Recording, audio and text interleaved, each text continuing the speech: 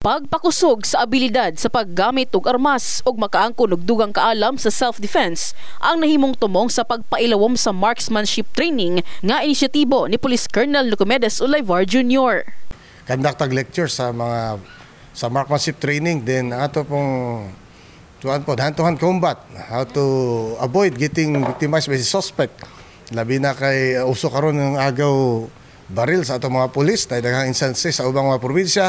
Sa kauluhan ay mga balita niya na apong utong pulis na ilugag baril.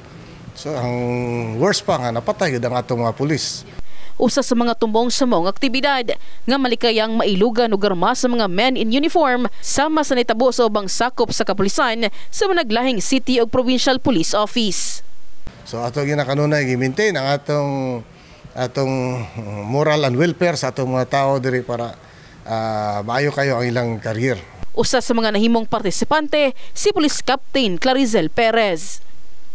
Kaning marksmanship training we have today is an enhancement, a refresher training or seminar for the PNP for us to know magiging familiar sa mga baril namin, lalo na sa mga in-service. Nowadays may mga incidents na naririnig natin o nangyayari sa ating paligid which involves PNP, and this training helps a lot para ma-refresh, maging ready anytime kung may mga incident na mangyayari sa paligid natin. Apil na usab sa training ang pagpahasa sa abilidad sa saktong pagpabuto og armas alang sa mga himuong operasyon o galing mabutang sa alaot ang ilang kinabuhi.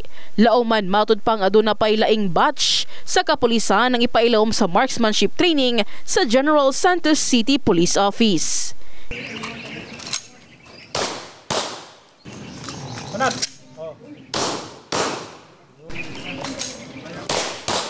In the heart of changing lives, kini si MJ Fernandez sa Brigada News Gensan.